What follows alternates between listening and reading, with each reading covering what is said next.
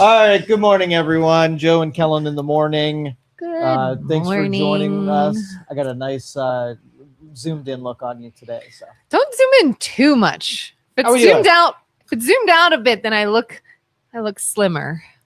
Can we put a filter on this? yeah, that's what we want. We want inauthenticity here. That's right. On Thursday mornings. So, all right, what's going on? You got first crack at it. What are we talking about today? Oh, let's all wish a very happy 87th birthday to Nancy Pelosi. Oh, 87. She looks so young. Still working. Still working. No retirement in sight. Yeah, you want these politicians to work into their 80s. Times are tough. Yeah. Like, Almost money's probably 90. tight now. You know, instead of just retiring and being at home, she has to work. And And I mean, especially now with a partial government shutdown and not getting a paycheck. Oh, wait, they still are. Interesting. Government workers? No. TSA? No. Military? No. Congress? They'll get that paycheck all day long. I'm a little salty about this. Why?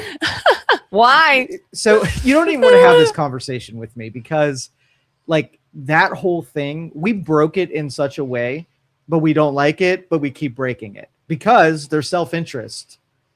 Like the labor market, for instance. Do you think the labor market's broken?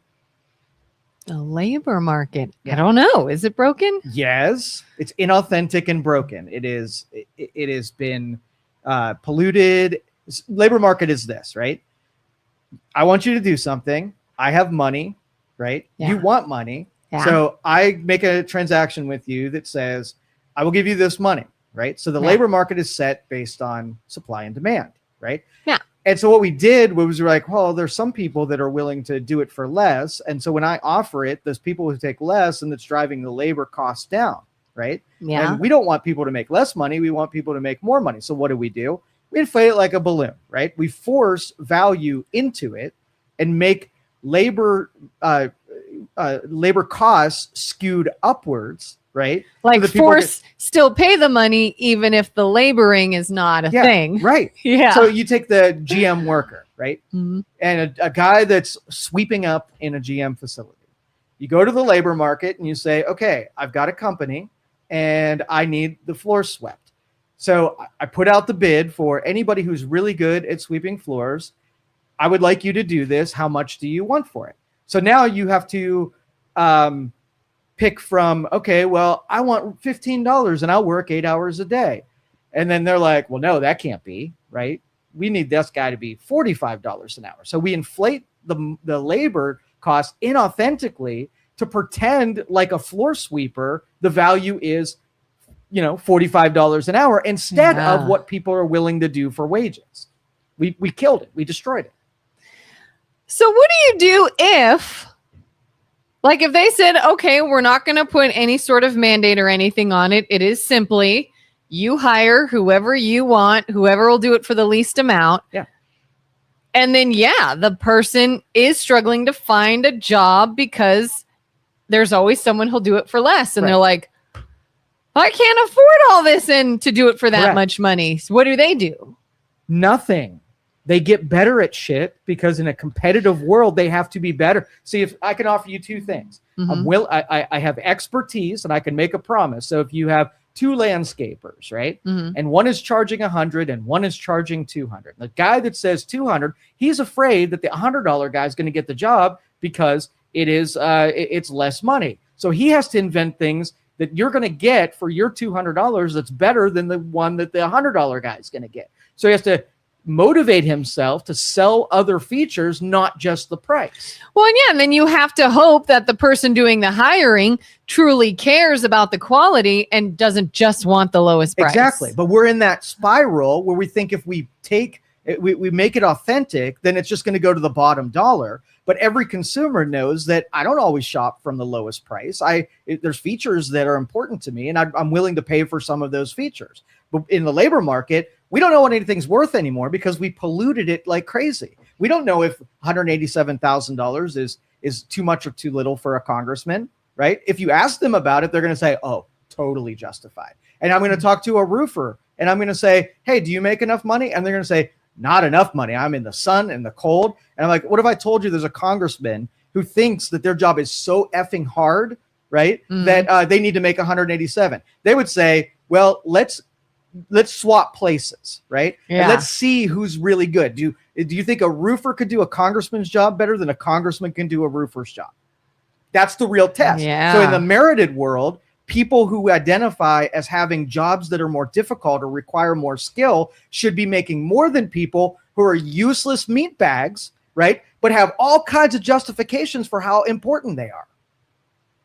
And so, but we broke it. So it's too late to have this conversation. So how did we get to the beginning of setting up all of the guidelines we needed for our government to be sure that our government does not become all powerful and controlling to nothing we can do? Well, like they kind of have become. I think the government. Okay, so you don't have a position of power without wanting to grow whatever you're a part of. So if you have a charity, you want to grow it. You don't want it to be the same. Yeah. And then if you're like, oh, I got this power, I can solve problems, and you have this negative feedback loop where I can solve a problem. So you have best intentions, but then it just accumulated all this power. So instead of it be like government's too small to help anybody and we want it to help it, now it's like government controls everything. If it wanted to take its scepter and fix a problem, it totally could. So they're the best person for the job. But then those same useless meat bags are like, even if we don't solve the problem, we're going to keep trying to solve the problem. And the hopeful people down below are going to be like, yeah, this time they're going to get it right. But then they're so good at that psychological manipulation, we let them off the hook. It's like, oh, okay, I'm going to get elected and I'm going to solve housing, right? Low cost housing everywhere. Cool, I'm voting for you, right? Yeah. And then they never hear about it again. And then the people are like, well, this time, totally serial. They're going to get it this time. Yeah. And then they get the opportunity almost to do the right thing. Like there have been representatives that said, if we are going to shut anything down or take away anyone's pay, it's going to be us. We're going to not be paid until we figure this out. They don't mean it. It never goes anywhere. They are insulated from market forces. They're insulated from doing real work. They're insulated from an intelligence gap. They're insulated from everything in the free market, right? That would cast these people into oblivion does not exist for them. So they are a sacred troop and they are untouchable. How do we fix that? Revolution. But let me give you this is going to sound worse than it is, but actually it is worse than it is. So what happens in civilizations is the break apart. So you have this divide between the different classes, the different economic stratas. And when that gap gets too big, okay, then you get a revolt where the people that are below, right, they're done with it. They're seeing how the ivory towers and the living conditions and what you get to experience versus and there's a revolt. They're done. They're set up with it. Now our government still has the instruments that when we hit that level, right, it's a possibility. And their goal is to keep us just satisfied enough so we don't grab our torches, we don't grab our pitchforks and make what is going to happen. It's either going to happen through attrition and slowly without devastation, or it's going to be a revolt that is like every other civilization's revolt. Well, do they have to keep us just satisfied enough, or do they just have to manipulate us enough? How many people are arguing over whose fault it is that the airports are the way they are? Installation. That manipulation is the distractions that they create. Okay, we're like, hey, it's not fair that you're doing a really easy job and you're pretty useless and you're making $187,000. And they're like, hey, there's war over here. And we're like, oh, and they literally have the ability to stall. Yeah. It's legal. It's done. It is within their means. Stall all you want to make sure an answer doesn't happen, and you'll get paid. But the workers won't. Like, how the hell did we get to this, to where you'll lose your job, you'll lose your job, you'll lose your job, you'll lose your job. I'm allowed to not go to work and I won't lose mine. And I'll still make a lot of money. And guess what? It's my decision when you come back to work. How is this not the government being too powerful. Well, it is. I mean, as soon as you have government employees bigger than federal employees, bigger than our huge companies, right? Does government need all those employees? Does TSA need to be publicly funded? Does the FBI and CIA and prisons and like you take every industry and the biggest employer in those industries are the effing federal government. Everything that should be is done well is done in the private sector. Federal governments are bloated, expensive, and they're useless. So the more privatization that we do and hand it off to companies that know how to do things well, the smaller the government gets, because it's not like, hey, we need X and we're going to try to do it ourselves, instead of, hey, we're going to hire a private firm that, you know, is competing for that dollar against other private firms, and they're going to try real hard to give a really good value to it. And that would just, I would say, cut federal employees in half every year. Cut it in half until we get to the bare minimum of what our government's real usage, right, needs as far as staffing. And we are bloated as can be and competing with the private sector. It's awful. Like, it's so frustrating. But the problem is it has an end where it self-destructs, and that's where we're headed. The national debt is indicative that we spend too much money. We freely put it out of the back of a truck. And if you, let's just say somebody needed help, right, in your neighborhood, and you watch them frivolously go gambling on vacations and whatever, how eager are you, the taxpayer, to put more money into that when you know it is not going to go for important things? Yeah. It's going to go out of the back of a truck to everybody who can catch it. Yeah. And I mean, I've personally been in a position where my husband and I had a discussion, this was years ago, about somebody we wanted to help, somebody we knew. It's hard times. The holidays were coming. They had kids. Could we spare a little and kind of help them out right now? And before we actually made the move to do so, they let us know just conversationally. It's not like they reached out, but we were chatting one day and they had talked about some money they came into and they blew it. Mm-hmm. Of course they did. It didn't go to the kids or Christmas or whatever. They blew it. And we went, I think we're fine. Let's not. Because that's not somebody that truly needed it. So no taxpayer is going to willingly give them 1 penny more than they're absolutely obligated. If you reverse it and you made them financially responsible, intelligent people who were, you know, they were a little bit more deliberate with the spending of money and they cared not to put it into the vacuum of space, then taxpayers were like, oh, we're in a bind and you guys are doing a good job of being good keepers of our money. We'll help you out. Let's sell some bonds. Let's get you out of this deal. But they just give it to their friends. They give it to every scammer social program that you have. You have fraud rampant everywhere. Nobody's going to want to pay any more dollars into this, you know, cluster dumpster fire. So ridiculous. And I was watching The Pit again last night and oh my God, I want you to watch the show so bad. They brought up another social issue. Yeah. And again, to me, it's not so much what they're discussing because they are real world issues. It's the way they do it.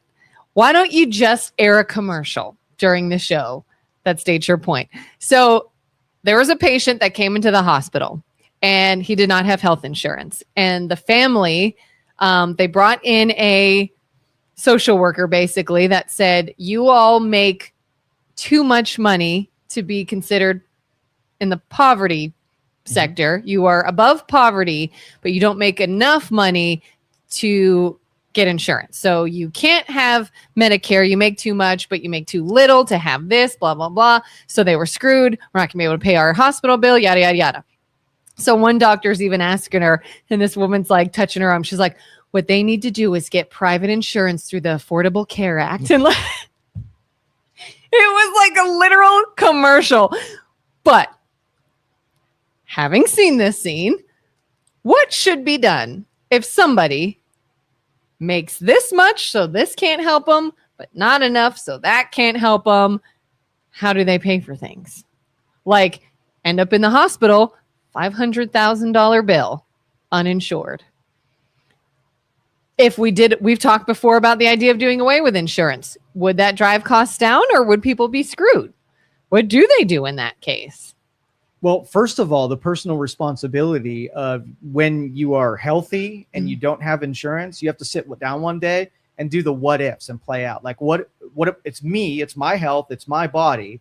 what happens if this happens, if I'm driving and get into an accident? And you go through the protections that you have. And the goal isn't to get everybody on some charity insurance. It's about, okay, well, let me protect my livelihood first against my own injury. If I do risky things, I have a higher risk potential. I have to have more protections. So snapshotting after you've made all the mistakes, I would say, here's the keys to my time machine. Go back in time and be a responsible human being and do all the right things. And then when you're in the hospital, you're using one of the, the stuff, the things that you prepared yourself for. It's not a fair, it's not a fair discussion after the fact. So let's look at this patient. This character in the scene was diabetic. Okay. That's why he ended up in the hospital. He passed out. His insulin was messed up, blood sugar, whatever, all kinds of messed up. And through some investigation, they find that he had not been taking the proper dosage of his medication because he couldn't afford it. So because they didn't make a lot of money and it's a very expensive medication, he's been half dosing to make it last longer, and it wasn't enough. And so now he ended up in the hospital. Okay.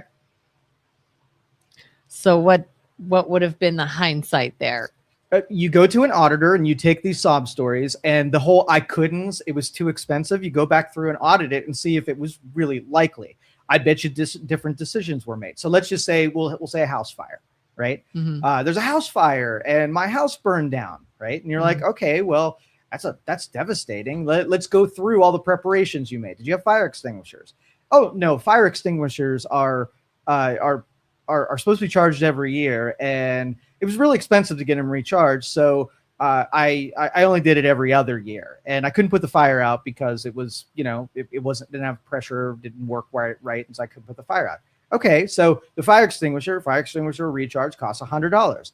Was there anything in your day, any choices where you took the fire extinguisher money and used it frivolously in any other department? Yes or no, right? And if your health, especially if you're in peril, you have some kind of disease or some kind of condition that costs a lot of money, well, guess what your first priority in your household would be? Make sure before you have luxuries and things that are unnecessary, make sure the priorities are all filled. I'm covering my family. I'm covering my health. I'm covering, whatever. If you make that someone else's problem, then what you're doing is you're subjugating yourself. It means if the bad thing happens, even if it's a low potential, you're screwed. And I don't want to really hear about the contemplation after you're already screwed. I want you to go find a smart person and try to make it so you're protected from being screwed in the first place. It's not that there wasn't information available. If you were diabetic and you were having trouble getting your medications, that would have been priority number one before we go out to dinner, before we go out on vacations, before we buy a cell phone, before we go to the movies, before we drink beer. Everything that you did before that was the sacrifice where you chose the luxury things, the things that were unnecessary, and put your health in bigger peril. And somehow that's going to be the taxpayer's fault or the viewer of the pit's fault and feel bad for you because you made terrible decisions the year leading up to the bad thing that happened that I could have told you was going to freaking happen. Jesus. Okay, what if it was somebody that got hurt through no fault of their own and they're now in the hospital? And they're like, I don't have insurance because I don't make enough to buy Should everybody have insurance? I don't know. Is insurance, is catastrophic insurance expensive? Yeah. No, catastrophic is not. Oh, no. I don't know. Yeah, catastrophic is basically it has a high deductible, right? So it might have a $5,000 or $10,000 deductible, and it just covers bad things. Falls, isn't that not expensive for some people? It's like $150 a month. It's not expensive at all because you never use it because the deductible's $10,000. But if you fall, instead of paying $500,000, you can scratch together $10,000 if there's something important and priority. So everybody should at least have some kind of catastrophic high deductible policy, right? Just for the wipeout stuff.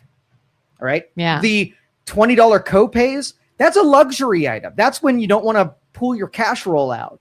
So if you don't want to pull your cash roll out and pay it for it yourself, then you do healthy living and you take care of yourself so you don't become obese, you don't become diabetic, you don't have heart disease problems and all of those catastrophic things in the first place. And it's all your priorities. We want to take our own health, which we know a lot about, give it to someone else's problem, make all the decisions we want to make, and then cry where we're in peril that we caused by being stupid. And if we were in this sort of world where it wasn't so much about insurance, but it was just sort of free market and give me the best deal and I'll use your product, and if you don't, I won't. Could it maybe have been more affordable for this imaginary patient to get meds if it was like, well, how much are you selling yours for? Well, how much are you selling yours if for? they were buying it themselves. Yeah, you're asking a product of insurance and pharmaceuticals, which is broken beyond belief, right? You're asking that system to deliver a good product.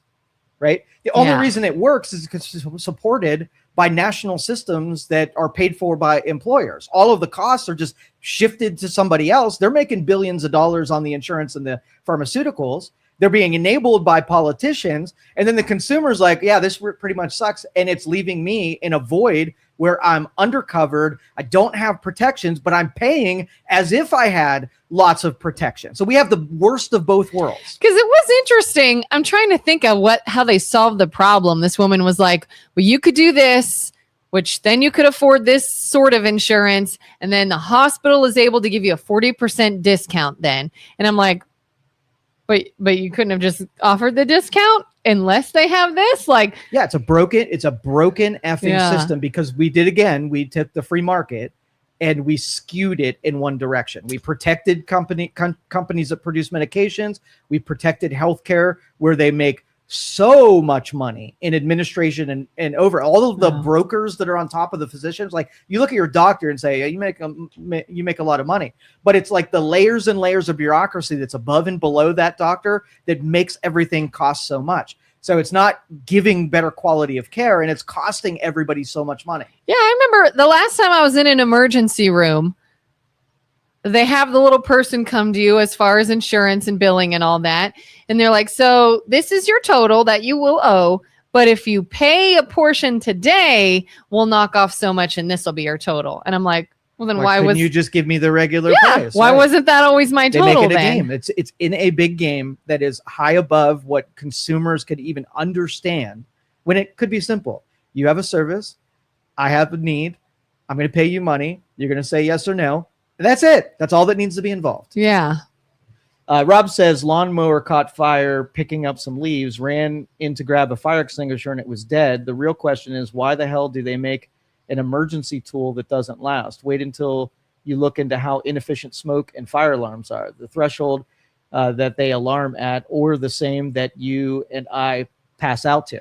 And that's what's allowed consumers to be so stupid, is that they're not taking responsibilities for the priority things. Like, when's the last time that you did, like in school, you did a fire drill, right? Yeah. When's the last time you did a fire drill in your home?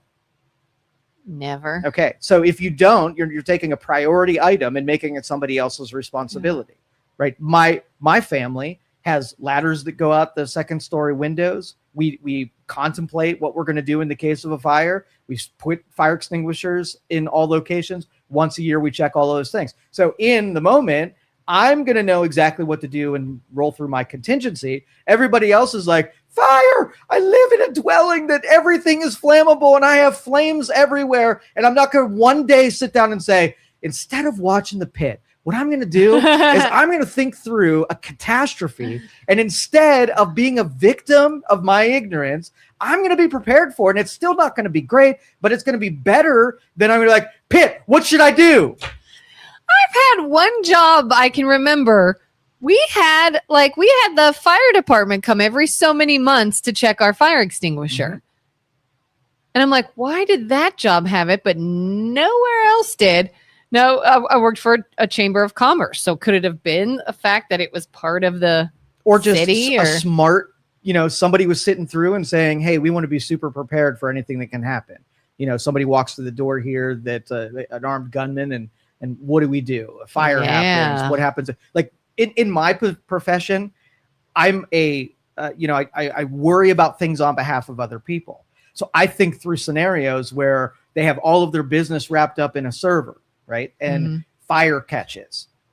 right? What do? Well, I set up just enough contingency that I could help you survive something that's catastrophic. So I've got wiring in my brain where I'm looking for risk potentials. If you don't do that in your home, and the thing is, like, we have catastrophes shouldn't happen often, right? So if you ever use your emergency, in case of emergency break glass, if you use that once a month, right, there is something wrong. Yeah. Right? There's really something. And that's what, like human beings that go to like, how many times do you go to hospital per year?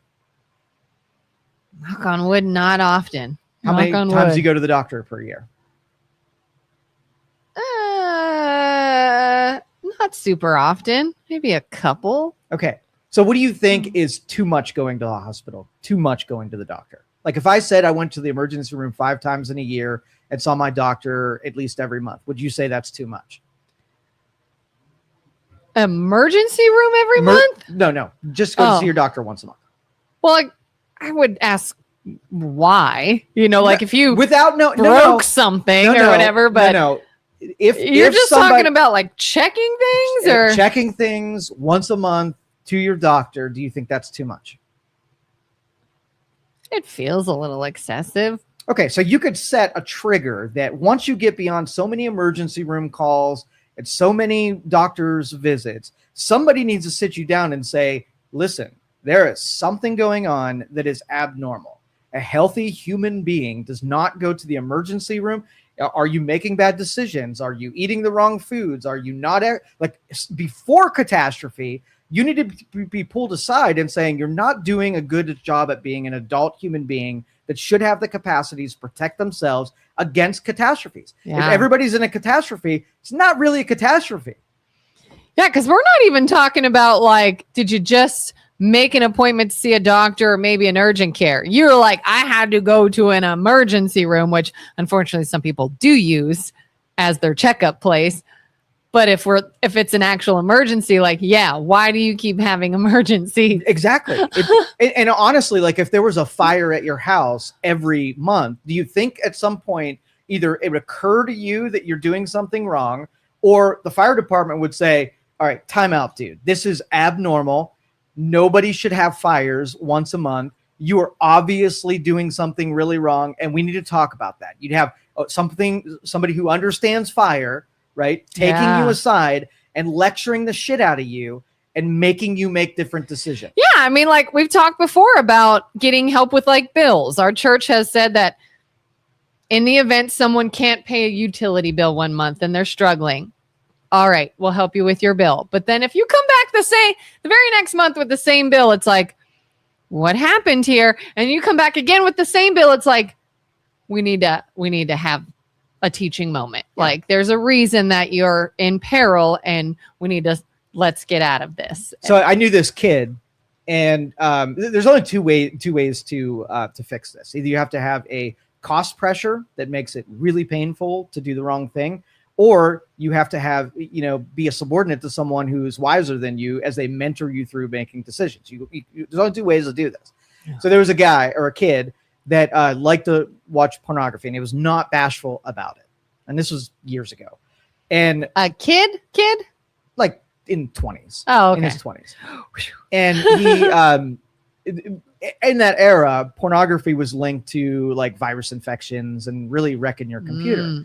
And so his addiction to pornography made it so that he called me a lot. And because he wasn't bashful, he's like, I was on porn sites again and got the stupid thing infected. Well, his cost was every time I came through the door, it cost him $250 that he had to pay me for his porn addiction. So I became part of the cost of operating and looking at porn. Right? Yeah. And so he had the money to be able to do it. So I didn't care if he kept paying me. I'm not going to judge him. I'm not going to lecture him. But if he was like, come on, man, I keep getting infected with porn. And I don't want to keep you cut me a break? And I can't keep paying you for this. Yeah. Well, I guess as the wise person in the situation, I'm going to say, look, let me draw you some lines here, right? Mm-hmm. Watching porn, right, is causing your problem.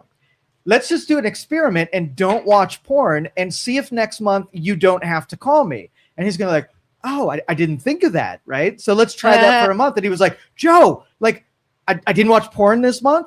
and then they get infected. Like I got these conclusions drawn in my brain. Thank you for making that solid.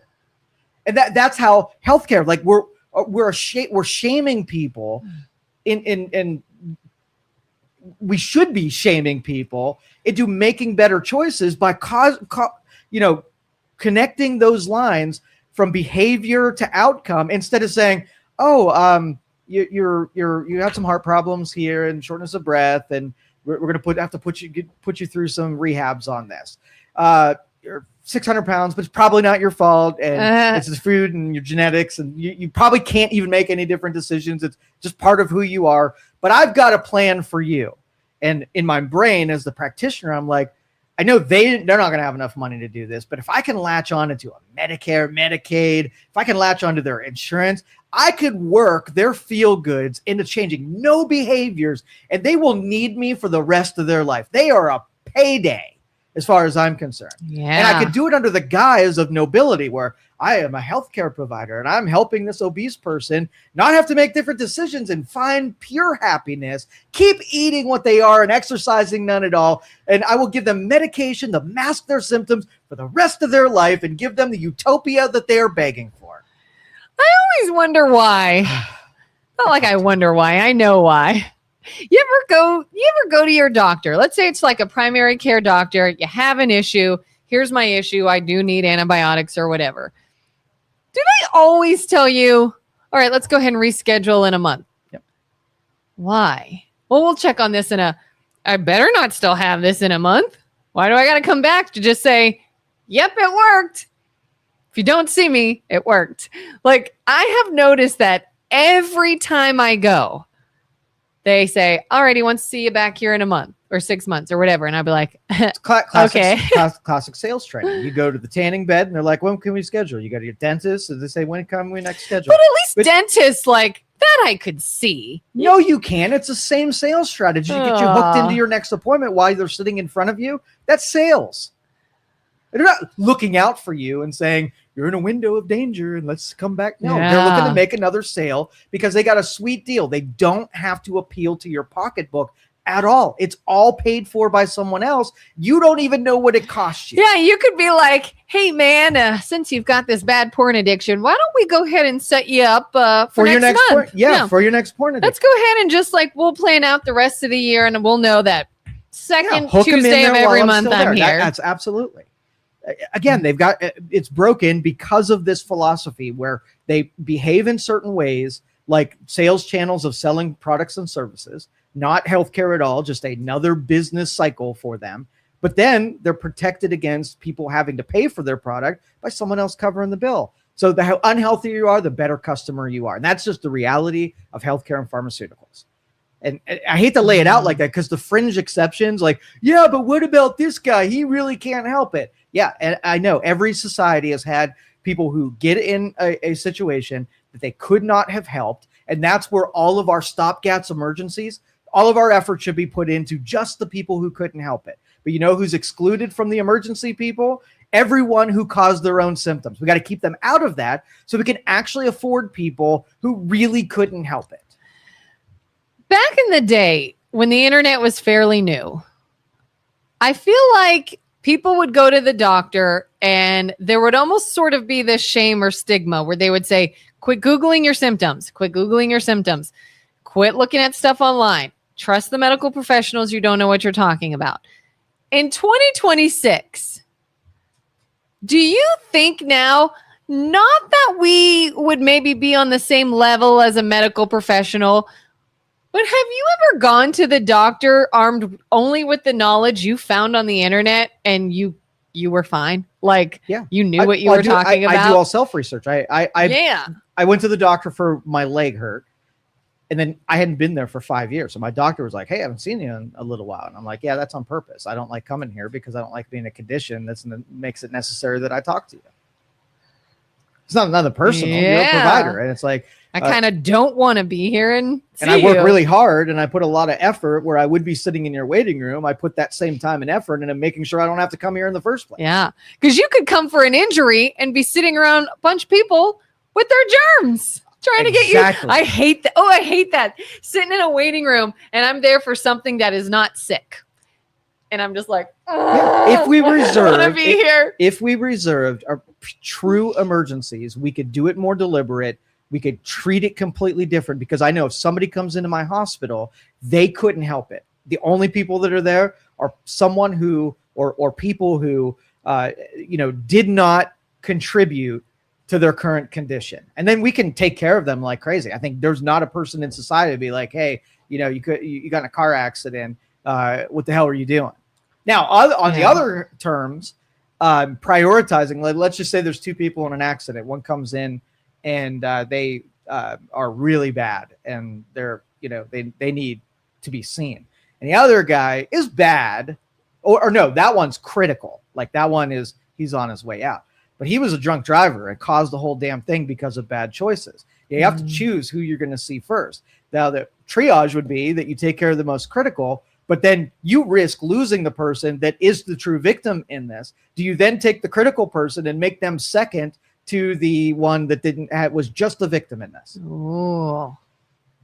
I would all day.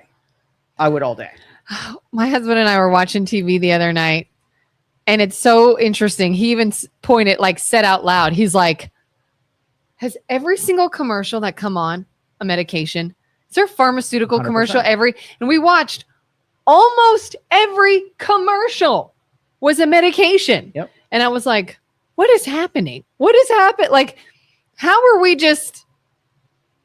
people not seeing this? Everyone was a drug for something. And it was like that. There's got to be something happening. And everyone's like, oh, we're just diagnosing more. We just didn't know it was so prevalent. Bullshit. Do you think that's ever the case? No. I mean, science is so skewed, and I'm with Elon on this. He's got, thank you, sir. Mm-hmm. Science is so been sabotaged and it's so captured that we don't need any more science people to join the ranks of other, really compromised science people. We need more engineers. We need more people who don't care about the outcome. We are basically weighing data, and let data, if you don't like the data, we don't give two shits, right? Where in science, they really care about outcomes, and they really care that if the data says something, that we need to really dress it up. So what the reality is doesn't get too popular or doesn't get momentum on it. And science is jacked. But anyway, that would, my dilemma would be really good for the pit, because I'd love to see those wokeists consider who is the priority, the real victim, the one who didn't do anything wrong, and risk the person who made all bad choices. I'd love to see their psyche wrap themselves around that from what I've seen on the pit, they tend to go for the most critical at the time. Yeah, and that's probably logical, but in this case, it's not weighing the data. Like if you had a bank robber that's injured, do you treat them different than someone that had an injury that wasn't in the commission of a crime? I mean, I halfway think why are you giving this guy the emergency treatment when he just tried to kill 50 people?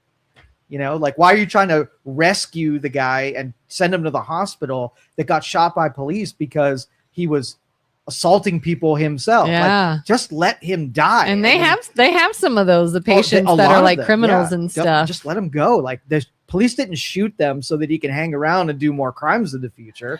They shot him to take him out. I remember I was in the hospital with somebody one time. Wasn't for me, but I was with someone in the emergency room, and they brought an inmate in. A female had shoved something somewhere and was passing out and sick because she'd put a substance in her body. Mm-hmm. And so they had to have all kinds of protocols and called people over and blah, blah, blah, and save this inmate. And I'm just like, I don't want to seem insensitive. I feel like every life is important. And it's not like they stopped what they were doing for that. Okay, so let's do this. Let's make saving them. They come to you and say, Kelin, this is the taxpayer-funded emergency room visit. This girl, here's the scenario. We want you personally to pay for fixing her up. And now you know all the data. Would you whip out your wallet and say, no, she deserves another day on this planet. Here's the money. Would you do it? Because essentially, you as a taxpayer did pay for that procedure. And if you feel differently when it's directly just you,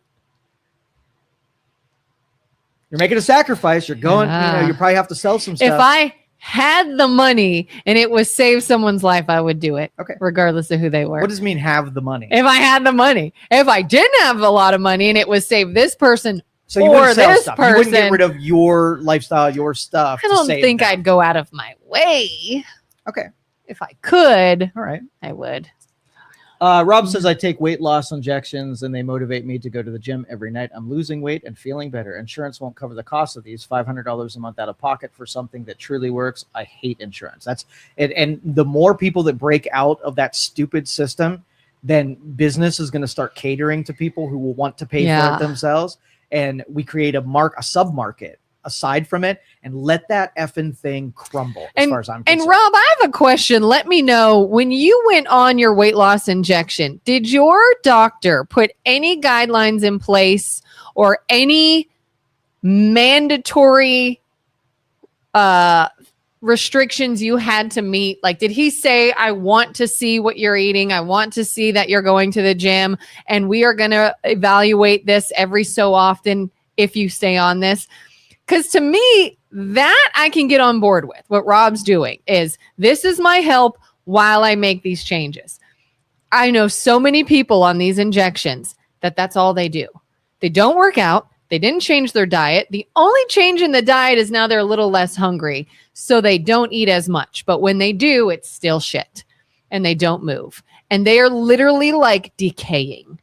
And that's so frustrating, as I'm like, does your doctor look at you again after giving, like, have they seen you since then?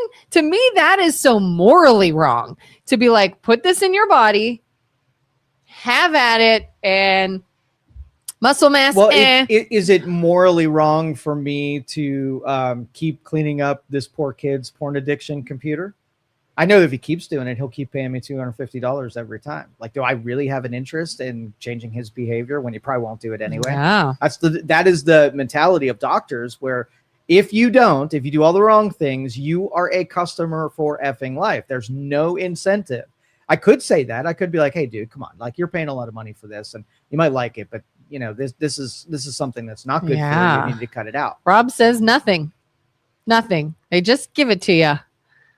Yeah. Good for you, Rob, for doing it the right way. Well, and I think that is the proper exercise of the tool, because if you are beyond a certain point and you're already in a high risk category and you use it to get you over the hump where you can actually do the exercise. Like, if you have morbidly obese people and they use this as a short-term crutch to get to the point where they can do it naturally, I am all for that. Yeah. If you're just using it as a vanity type of thing where it's not a behavioral change. You're just like, I just want to be a little bit thinner and I don't want to take the pills and change my diet. And I just want to get this shot. It works really well. That's the wrong use of that tool. Yeah. Cause I mean, there are things that come with changing. Like we've been talking about, I am trying to cut added sugar out of my diet. If somebody had said, by the way, when you start to do this, you're going to feel like total dog shit some days, but do this to get through those, I might have considered that. I might have been like, oh, I can take this and it'll help me wean this process.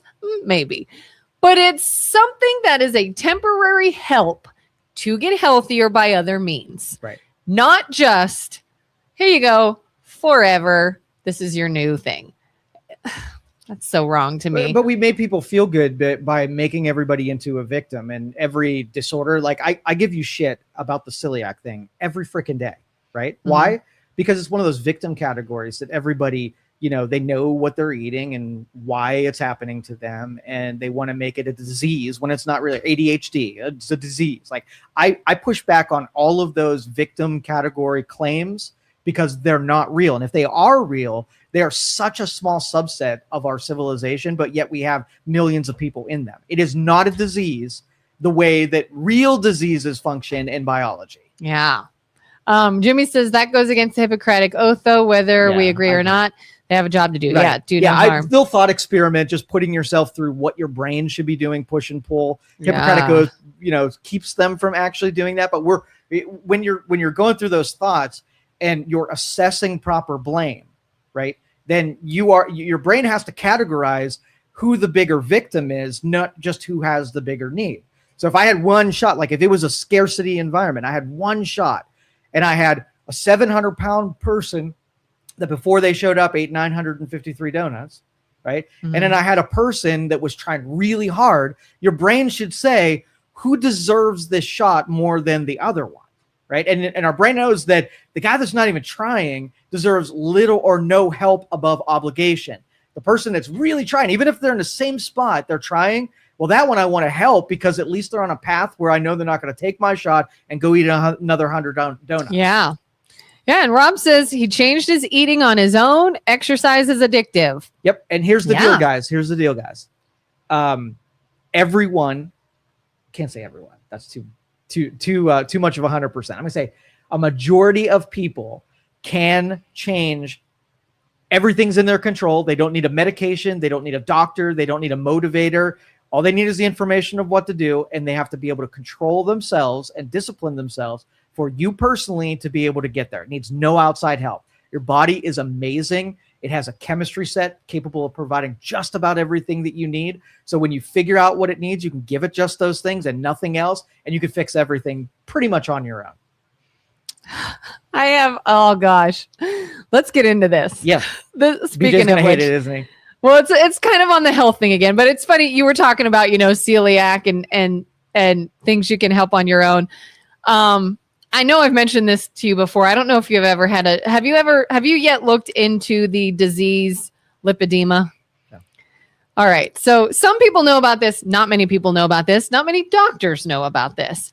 There is a condition called lipedema, not lymphedema. It is very often confused with lymphedema, where you'll see sometimes if someone's gone through cancer treatments, one leg will just balloon up and swell, like different, what are the nodulars called? They drain your lymph fluid. You know what I'm talking about? Nodes, like lymph nodes. Yeah. Will be blocked and you get mass swelling. That's lymphedema. Lipedema. I've been learning more and more about online. It's a condition of abnormal adipose tissue. Fat. It's fat tissue. But it's a little different. It's more nodular, it's harder, it feels different, it acts different. Lipedema is categorized as a fat disorder, a lymphatic system disorder, and a soft tissue disorder, all in one. Of course. And because your body does not drain lymph fluid properly, it can destroy tissue because you have the soft tissue issue. It hangs on your body differently. Basically, and if you Google it, it's primarily in women because it is affected by hormones. And it is primarily in the lower limbs, your legs, and sometimes your arms. And you can tell somebody has lipedema because their legs are noticeably bigger than the rest of their body. Everything else will be fit, and then big legs.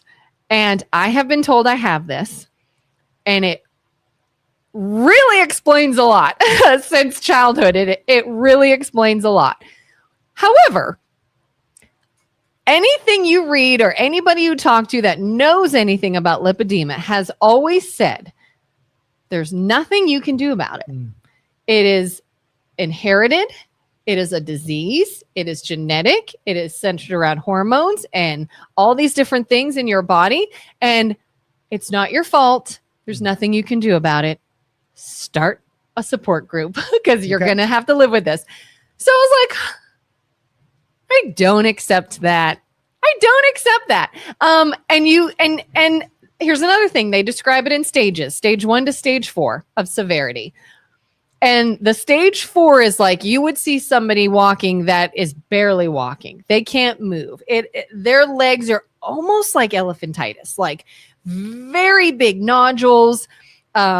Their knees are turned in. They can't walk. A lot of people with this disease have a lot of pain. So it hurts to move. So they don't exercise. Adipose tissue continues to grow and build, and they do nothing to change it because they're in pain, and they're depressed because they've been told that there's nothing to do, and they waste away until they have to have surgery just to be able to move, because the only treatment other than compression and all this other stuff is liposuction, which is temporary. So you have to keep doing it just to have mobility.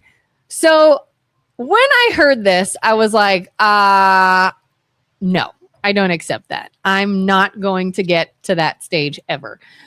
And so I started learning more and more about this. And you know what the treatments are to try to fight back against the progression of lipedema? What's that? Exercise, Okay. weight training, create more muscle to help burn fat around it. Now, they say the lipedema fat cannot be affected by diet and exercise. It's a different fat, and diet and exercise, it will not affect it. Once you have it, it will not go away unless you suck it out. But supposedly, you can avoid gaining regular fat that will make it worse. Anti-inflammatory diet and avoiding carbohydrates, avoiding sugar, getting plenty of water, rest, movement to move the lymph fluid. And I'm like, this is what every single human being on this earth should be doing. So where does the line draw of serious issue or just be a healthy person and maybe you don't worry about a serious issue? Joe, the engineer, is going to explain this one, and I'm going to use metaphors so to depersonalize it, because people get really irate when somebody tells them that they're causing their own discomfort and peril. Yeah. So I was in herpetology for a long time. What is that? Reptiles and all that kind of stuff. Oh, yeah. Right? Gross. And so what happens is you have living things that are in trees and bushes and whatever. And then you bring them from a natural state into an artificial state. You're putting them in a cage and in an environment enclosure that's different than when they're outside. So when they're outside, their body can function, right, and do what it does in its natural state. Well, if a keeper, someone brings a reptile into an enclosure and they do different things, and then you go to your vet and say, hey, this thing is acting and behaving this way. Well, there's two things that you can do. Either you want to force a living thing's biology to not do something when you are creating the conditions for that thing to happen, or you can get it closer to its natural state. So you look and say, okay, well, I've got this turtle, and I'm going to go look to see where this turtle lives. What's the temperature like? What does it naturally eat? Where does it live? How does it sleep? What is it around, right? And then replicate its natural thing in the enclosure. Now, if I had one that I've replicated everything, the temperature's the same, the temperature fluctuations, the humidity is the same, the diet is the same, and I still have that anomaly in the 100% replicated thing, now I know there's an actual condition. If I don't do any of these things, now I'm just being stubborn and pretending like what I'm giving it is enough to be able to create its natural state as if it's out there. So if let's just say, do you think human beings in modern society are living like the evolved biology that we had in earlier forms of ourselves? Exposure to the sun, the water that we drink, the things that we do in our free time, the things that we eat, any of that even the same. No. So I took a turtle, right? Yeah. And I jammed it in a mason jar, right? And that is what human beings are doing to themselves. And if you're like, wow, this is terrible condition to be in, all you have to do is go back to say, what would human beings do when the evolution happens really fast, when you have a lot of people dying, right? So the earlier you get, the more threats there were, the more evolution happened faster, because every generation changes very fast. When you have lots of people that have bad genetics die and only the stronger genetics breed, and then those generational overturns happen really fast, a lot quicker, because you're not poisoning the genetic pool with a bunch of weak specimens and, you know, sort of like diluting the results of what evolution is supposed to deliver to things that are alive. Yeah. Does that sound rough? Does that sound it sounds insensitive, but it's not untrue. But it's nature. And remember, we're talking science here. We're talking nature. So if I were to take a human being that was already, you know, over here and say, okay, well, I've got this condition that I'm suffering, my brain is immediately going to say, because you are not experiencing natural conditions so that your biology can hand you some kind of result that is natural. Do you think that, okay, so why do human beings store fat? For protection in some cases. Okay, there's some body fat that are there to support protection of organs. Yeah. Okay, but that you wouldn't even notice that fat, that portion of fat, you wouldn't even notice if it was there. Like, why do they store excessive fat, maybe? Why does the body store fat, period? Like, what's the job of fat? Other than protection, it's hopefully to be fuel Okay. in some instances. Okay. So if early people, they did not eat 3 meals a day. They ate when there was a catch, they had berries, they might go days or weeks without eating. So the body evolved to be able to, when things were good, you could eat a bunch and then put those fuel reserves in because you might not be eating. So you go through these cycles of gaining a bunch of fat storage weight and then losing that fat storage weight until your next meal. Protective mechanism that people who knew how to do that well lived longer because they didn't starve, because they had enough stored fuel and not too much that they wouldn't be able to hunt. So if you stored too much and you weren't able to walk around and throw a spear and all that kind of stuff, you would die for that. So it found a balance between how much fat could get you by until the next hunt. Okay, so hormones, right? Do you think hormones are different in human beings that don't do anything natural and are completely artificial? Yeah. Why do you think everybody's on some kind of supplement for hormones? Why do you think they, degrade as you get older? Because we're not behaving the same way in nature. So our body's chemistry set doesn't know what to do. It's giving you it's got all this insulin, it's got all these pharmaceuticals, and it's got all these, weird imbalances.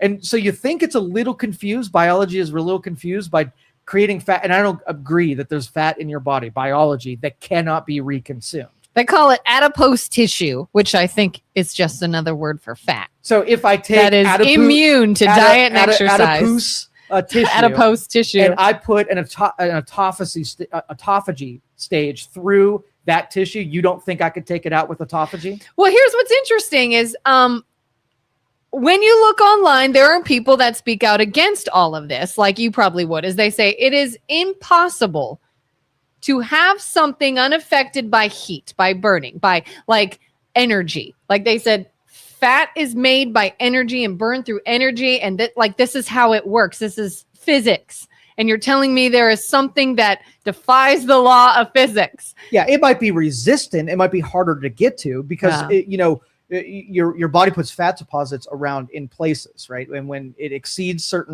a certain carrying capacity, it starts putting it in places it doesn't really like. So as you put fat on, it goes into areas your body doesn't really want it to be. And it's harder to get to those spaces, but it has to do something with it. It's overflowing. What I'm wondering, and I could be wrong, but just based off of what I'm seeing, what I'm wondering is they're saying it's because I've watched a lot of videos where they have removed it from people's bodies and they study it. And it's hard, it's nodular, it's a different consistency than normal body fat. But they keep saying that if you have lymph fluid in your body and your lymphatic system is not draining properly, that can damage tissue. For sure. Hence, big legs, everything like one of the characteristics, which is me 110%. My lower body is a totally different size at the end of the day than it is in the morning. Like the swelling is unbelievable. And they're like, that lymph fluid is damaging tissue, which maybe is why it's in extremities. Yeah. So if I'm in school, I'm going to tell people don't do these things because look at all of the things that are going to be super hard when you get older to deal with and not let you go down and poison your body for 20 years. And then after 20 years say, why is all this weird stuff visiting me? That's what I'm saying. Like it might take a long time to get in that state, but it wasn't caused by nature. It was caused by what you did 10 years ago. So why is it that somebody who is active and maybe whether they're eating healthy, they're exercising, they're whatever, can have an issue like this and somebody who does not? And it's same thing with like when COVID was happening, right? It affected different people based on what their profile, what their genetics were like. Some like people they say are it's more genetic susceptible. and people developing cysts and lesions and cancers. It all goes along with like I can expose two people to the same environmental deal. One person would get it and one person's body would figure it out. We're adaptable creatures. That evolution that happens like with the whole body is happening multiple times when you're alive. Your body is compensating and adapting. So you can have people that look the same, but their bodies are capable of two completely different things. And what's funny is like I'm seeing now who in my family has this. Like, yeah, it's genetic. I got it from this side. But when I started looking into this and trying to find relief for some of my symptoms, I would go to my doctor, explain all of this. He had never heard of it. Or what they say is, you clearly don't have that. You're not obese. Everybody thinks it's obesity. And I'm like, I know I'm not, yet I still have these symptoms. And it was, well, it's genetic. You have your mother's legs or you have your whatever's legs. And that's all. As soon as you get. Yeah. And I was like, but I don't want to have So here's the experiment. You keep on what you're doing right now. Yeah. And you pick the healthy amount of body fat percentage and go get to it. And then your body is going to have a hard time coming up with fat energy to burn at that point. So when it gets to that, we'll see if your body's like, I'm out of the regular, easy to get to fat storage. There's this leg stuff. Let's see if I can get to it. And I'd love to run the experiment to see if you can take care of it naturally. Because I did see online, they showed it. There was a picture of a woman who was so fit. You could see her abs. She had abs. She was fit. And then tree trunk legs. Like, how does that happen? And I've even seen, like, with my own struggle, like, how have I been consistently, this one of the reasons I've cut out sugar is, can I find some relief in the heaviness and the achiness and the swelling? Like, how do I see a woman put bare minimum effort into health and diet and she looks amazing? And I can cut carbs, cut gluten, cut sugar, weight train 3 times a week. Yeah, simple and answer. You would never know. Simple answer is that you did a lot of unnatural things for a long period of time, and it's a basically shake it up the variables, and here's what you got. And take the time machine, go back in time, and do different things, and see if you're in this position. That's the only data, which is impossible, but data that I'll. Accept. I mean, I can remember seeing this even like as a teen, and it says it really presents itself again hormonal. Teen, pregnancy, menopause, things of that nature is when you really start to notice get to your natural state, and then we'll talk. How does one get to their natural state? What does that mean? Give your body all of the frictions. Give your body the same exposures that you would be getting in nature, and as close to it as humanly possible. Like sunshine and nutrition and how you eat, exposures to sunlight, temperature fluctuations, and take a lot of your conveniences that are enjoyable and cast them out and give your body proper friction so it can build up resilience and tolerance to what you would be hitting in the real world, the natural world. And you got to simulate or emulate those things, or else you're just, a different artificial being that has all these hard to explain, symptoms. Yeah. And if you don't do that, you can't get that. So. How do you feel about vitamin supplements like vitamin D? If someone's like, well, I'm not in sunshine all day. Do you think taking vitamins are a good source or do you think it should be all natural source? It's not going to be a popular answer. And this will be the last thing we talk about because BJ right now is saying, you're not allowed to talk health on the internet. I appreciate what you're saying here, but nobody is ever going to see this. That's what he's saying right now. Jimmy, by the way, says, I'm with Kelin on this. I don't accept that. Look in a history book and tell me where you see the giant fat people that can't help 100%. Now, if you've already got it because of what happened, getting rid of it when the body doesn't have the ability to then counter something that you acquired long ago, I'll hear that out. But to get to that point in the first place was achieved by doing a set of things. Yeah, so like when they say, well, you look just like your family does. Yeah. I'm like, because you have their genes. I was like, yeah, I got screwed with these genes. How do I change it? So supplements, I do not believe in for most people. Okay. Only a certain set of circumstances allow you to absorb what that supplement can even give you. Otherwise, you put it in, you don't have the right bacteria, you don't have the right chemistry in the stomach or the intestines. You don't have the body ready to receive any kind of nutrition delivered that way. What it's going to do is it's going to go through your system, and it's going to be pissed out, and it's going to be very expensive piss is what happens. And you're going to say like, why won't my body absorb any of these nutrients? Look at everything else you do. If you have a emphasis on setting the conditions that your body's really good at absorbing nutrients, cool. You want to take some supplements because your body's good at it. Yeah. If you don't, here's what I would suggest. How about just focus on putting things in your body that's not a supplement, that has all of those nutritional components, and have your system naturally break down food and deliver the things that you actually need, right? Mm-hmm. And because of your diet, and like our diet right now is for starving people, right? We don't care about nutrition or whatever. We think you're going to die next week. So we got to give you as many refined, processed calories as we can, because if not, you will die, right? And so nutrition isn't the priority. It's just making sure you have calories enough that you don't starve out tomorrow. So that's my suggestion, is don't start buying expensive supplements until you know enough how supplements work. So you can use it with food. Like I've been reading a lot about flaxseed. I've started eating flaxseed on things, omega-3 and all this other stuff. So rather than a capsule, food. Right. It's so funny because I know you hate Big Bang Theory, but Yeah. there's an old episode of Big Bang Theory where Sheldon, who I say you're very much like, is shopping with Penny, and she's picking out vitamins, and he's like, well, what you have there is very expensive urine. 100%. He's absolutely right. So when you said flaxseed, and you got to know what these foods actually do. So we need carriers. We need help within our system to be able to move nutrition around and unlock its potential. Two biggest contributors, as far as I know, that I've taken mental note.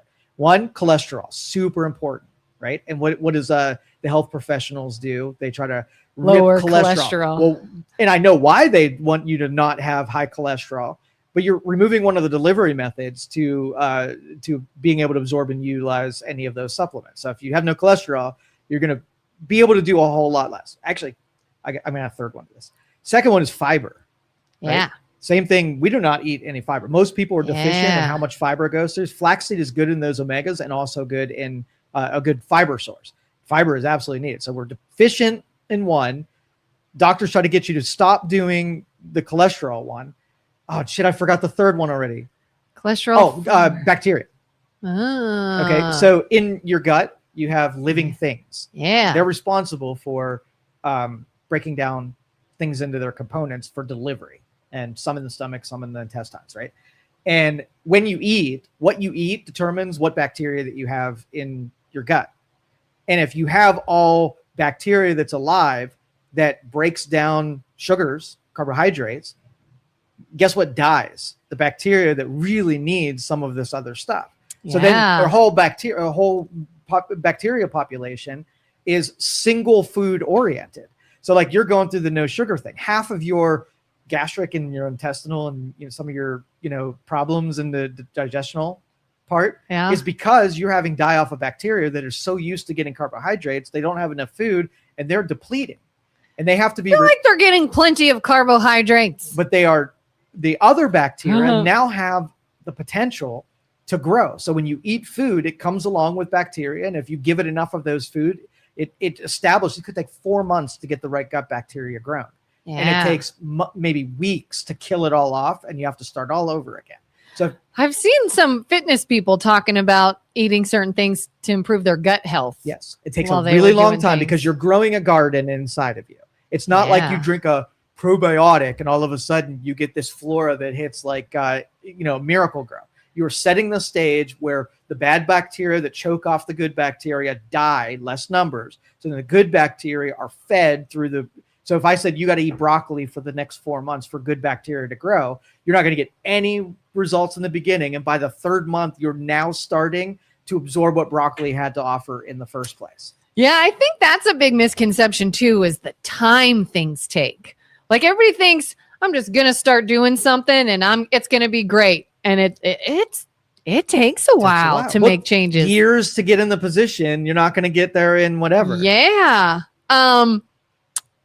What was I going to? Oh, yeah. And just FYI, speaking of how you take things in, I've even recently read with the flaxseed, if you're going to do it and you're going to eat flaxseed, which is great, ground flaxseed, because when you eat it whole, it can pass right through you and you just pass it out. Mm-hmm. So the ground will sort of absorb in your body better. I wouldn't have known that. I wouldn't have even thought of that. Let's change gears before BJ murders us. Sorry, not allowed to talk about health on the internet. Yeah. So let's see. We bashed Congress. Yes. Talked about health and how people need to just get healthy and the right way. What else is there? Ooh, I feel like I saw something this morning. What made me think of you this morning? On the way to work, I think the Matrix glitched. Do you ever notice the glitches? Do you ever notice like them? Deja vu? No, different. What? So you probably don't notice it because it's so freaking subtle, but the things that are around you every once in a while will change so drastically. You're like, what happened? Like, what's going on? Sometimes you can just blame like a weather event, right? And then it changes behaviors. And so your experience is based on like the butterfly effect from 5 other things. But I noticed a glitch today. I'm like, holy shit, what's going to happen? There's something new that's going to come into the What did you notice? It's hard to articulate because it's a feeling about how it's different, right? From traffic flows and weather patterns, and it's just all is a different thing all of a sudden. I think we did a reboot last night and it's all been different. Did you have a headache yesterday? No, day before. Okay. Because what's interesting is I got another migraine yesterday, which I'm assuming is the sugar endeavor. Yeah. And then somebody told me 2 of their coworkers got migraines yesterday as well. And they said it was the weather. And if you had one too, I was about to be like, did they change? Are we bots? And something went, like, is it more sci-fi than that? I did see this in no way, shape, or form, I'm sure, as a glitch in a matrix, but it did stand out to me. On my drive here this morning, a woman was running across the street and she was kind of trying to hurry because it was like 4 or 5 lanes of traffic and she was running. And the way she ran looked like unnatural. So like visual. Like somebody sped up. Yeah. And I was like, now she just had little legs and she was moving them very fast. It was like her legs were moving faster than she was going, if that makes sense. And like almost like a digital, like she was digital, if that. And I was like, which is so funny you say glitch in the matrix, because for half a second my brain went, ooh, did I just see something in this realm it was unnatural? It wasn't that unnatural. I'm sure she just was moving her legs really fast. But yeah, so what would it have to be for you to be convinced that there is an architect behind your experiences and they're able to shift and put new things into it? And sometimes you notice those new things being put in. Like, do you remember in what was that Jim Carrey movie where Truman Show? Truman Show, yeah. Okay, so I had 2 experiences today with the Truman Show type things. And so I'm driving my kid to school this morning and I get behind like a construction vehicle and it's going uber slow. And I'm like pissed off because I set the speed. I know when I'm going to get there. This is going to set me back. And I'm thinking of alternative routes to get around this guy. Right. Yeah. And every turn that I made now on this route, it's kind of rural. So every once in a while we'll see, tractor or something like that that'll be slow. Every road I was on this morning had a slow vehicle that was somehow connected to construction, window installer or construction vehicle or plumber. They were all construction vehicles. And I was behind one inescapably. You're Truman! The entire thing. And so like when I got to Mahoning Avenue, when I was heading in this direction, I was turning up to the freeway. And I was like, if this is a test, then I'm going to get on the on-ramp. And when I get off the on-ramp, then in both lanes there are going to, because I can get around them if I get to the freeway, because now I got 2 lanes to deal with. Yeah. On Mahoning Avenue there was a bus, and I was like, there you go, I can't go anywhere. It's a freaking bus and a plumber in front of me. And I get to the highway and I merge in and I look ahead and there's really nothing. I was like, cool. And I went over the hill and here side by side right in front of me was a concrete mixing machine, right? And I think it was just a regular semi truck. And I'm like, you got to be shitting me. This entire trip was nothing but me being behind some kind of big vehicle that was moving. The universe slowing you down. 100%. I have started. Now, somebody could argue and say, obviously, at what time in the morning was this? 8, 7, something? This morning? Yeah. Yeah, 8 o'clock. So I feel like somebody would say 8 a.m. on a weekday is prime. People going to work, plumbers going to jobs, construction workers beginning. Like, in no way would it be unfathomable that everywhere you go would have somebody there doing a job. But I have started to tell myself when I am in that situation of like, I can't believe this is slowing me down. Like, why am I so screwed right now? I'm going to be late or I'm going to not get there at the time I want. Like, I can't believe I have this bad luck of this thing in front of me. I tell myself something's slowing me down. Like, would I have gotten in an accident if I was up there? Would something have happened if I was up there at this time? Like, would something explode and I would happen to be there? Like maybe it's just a way to make me feel better. I don't know. But I will tell myself, chill out. You're being saved from something. Like the universe, God, whatever it is like stalling you on purpose. And so I'll just accept it. The reason, okay, so the probability, I go more in a probability direction on this. Like everything, all those variables that we're talking about has a likelihood. So if we did a coin flip, right? Yeah. Normal days, you flip a coin and it's pretty much 50-50 shot. And so when you're driving, you see a big truck that you get stopped on and it happens, like that's your tails, right? It happens often enough where it's in proportion to what's likely to be occurring and whatever. But every once in a while, you will flip a coin and you will get 10 of 10 tails, right? Probabilities wise, it is so unlikely for that to happen. You just experience an anomaly that was so unlikely, it draws your attention to it. And it could be in gambling, where you go on a gambling run and you do things that mathematically shouldn't have been possible. And you're like, I could never set that up again because that was a matrix glitch moment. I was delivered something that is so unlikely, I'll never be able to replicate it again. And when you see that in the natural, that calls my attention to it. I would have never noticed being stalled behind a truck unless I wasn't stalled behind every effing truck in Ohio. So yeah, anyway, that's call attention to. So and I've mentioned this a lot too, where every so often my attention will be randomly pulled to something that seems so insignificant. Just a everyday object, an everyday person, an everyday insignificant thing that for whatever reason will stand out to me a second longer than it normally would. And then I will use that later. Somebody will say, oh man, did you see where my pen was?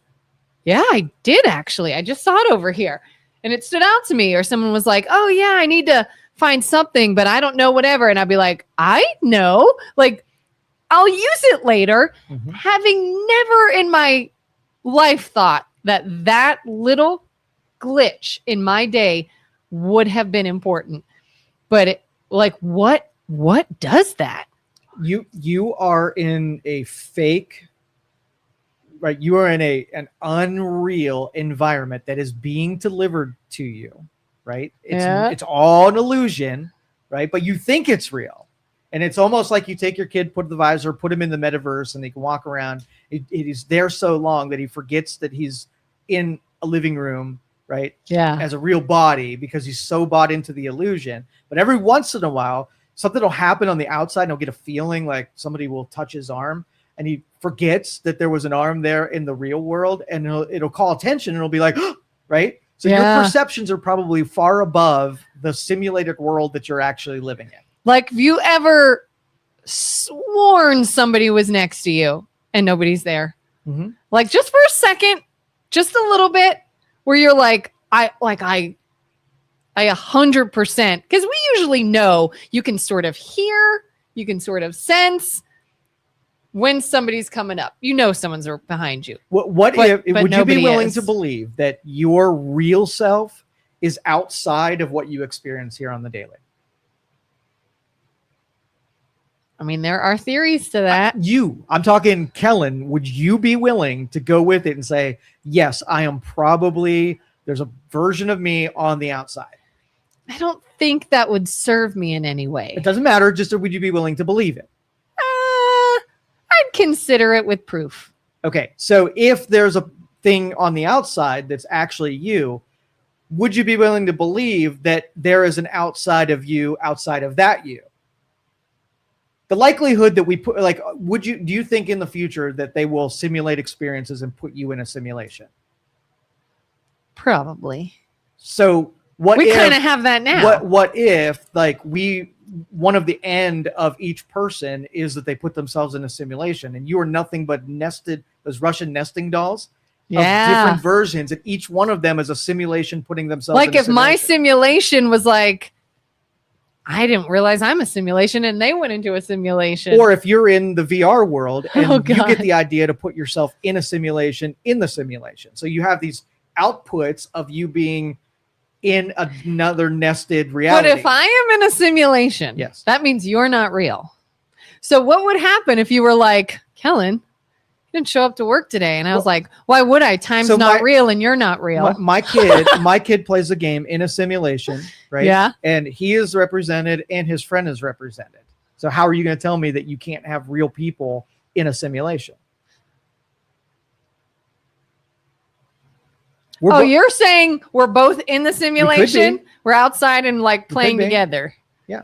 Or you're not real. Or I'm an NPC and I was never real. Now I believe that I'm real, and you probably in your head are saying, well, I know I'm real too. So we might be in a multiplayer simulation. Like, how do I know when I walk out this door, all of this is gone? Yeah, and you're it's gone. Not going to render because nobody's You here. are only here. Could be. Yeah. It's not out of the realm of possibility. That's weird. And mathematically, it's probably more probable, right, than not. Do you believe, we've talked about this before, I feel like this always leads me down this road. Oh, it's going to annoy me, so go ahead. Do you believe people that say that claim to have had near-death experiences? No. You don't believe it at all? I don't believe it. You don't believe that something, and now they're usually saying they went to heaven. Do you think something could have happened to them out of this realm? No. They didn't wake up. No, they didn't, whatever. If you're talking like different dimensions, if you're parallel universes, maybe. But if you consider, like, use my VR example, visiting the parallel universe means that one of the nested realities is interacting with the reality above or below it. So could you have one of your, I'm in a simulation here, have an overlap where the dog goes across your arm, and then you get input from a reality that you're not conscious in. So, well, like, I've seen a handful of these people online, and some of them have said it felt like they woke up. Like, this isn't real. It felt like I was here, wherever they were, all along. This is my home. This is real. That's not real. And then they came back to the not real.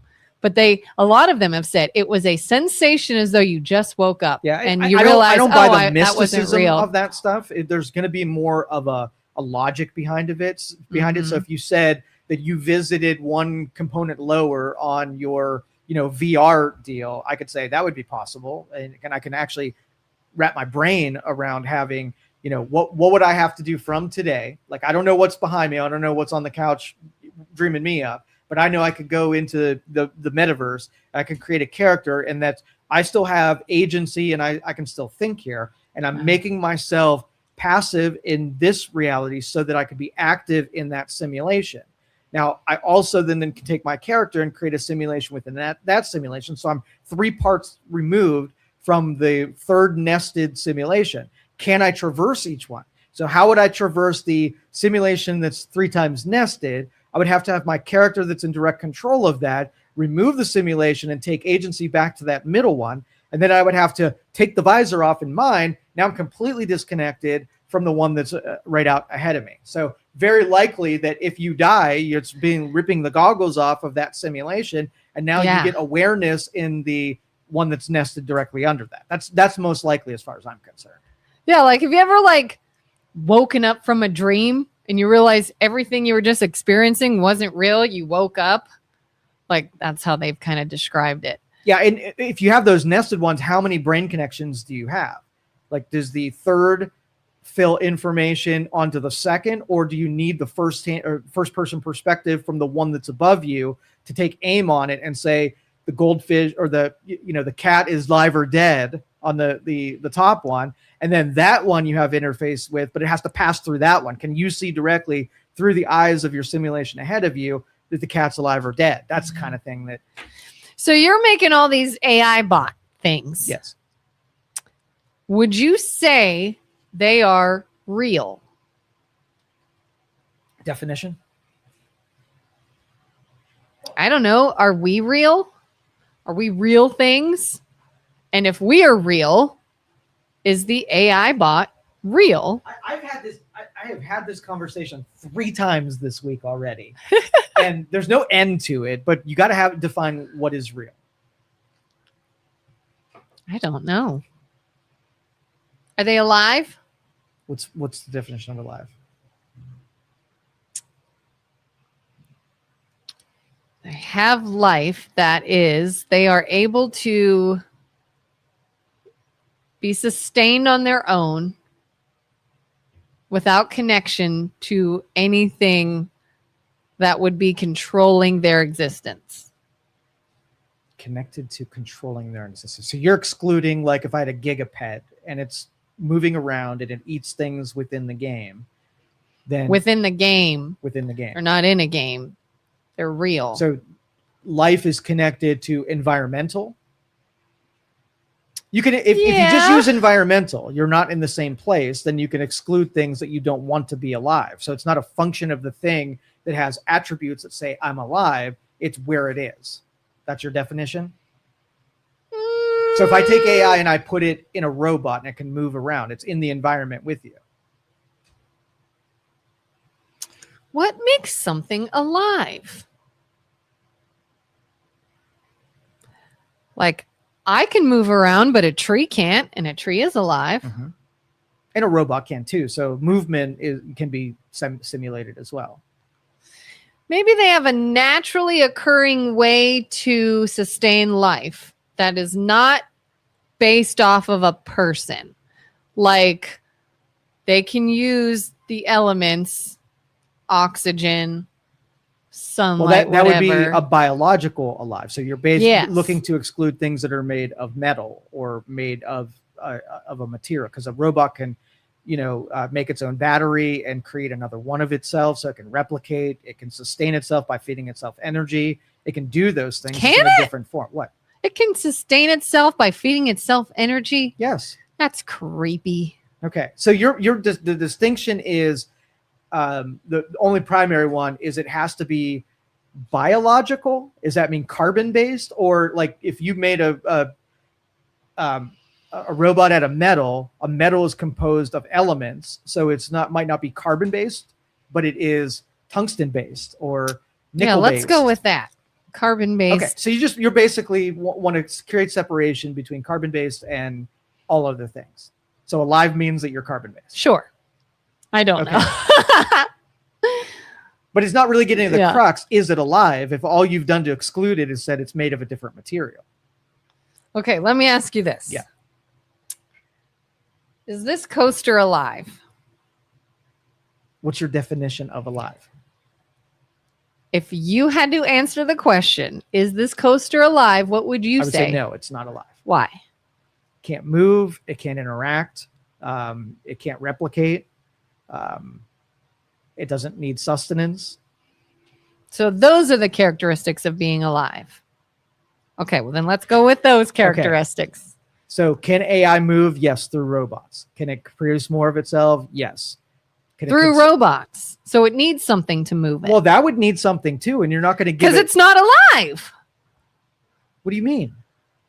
So this doesn't move unless I move it. Let's make an analogy then. Yeah.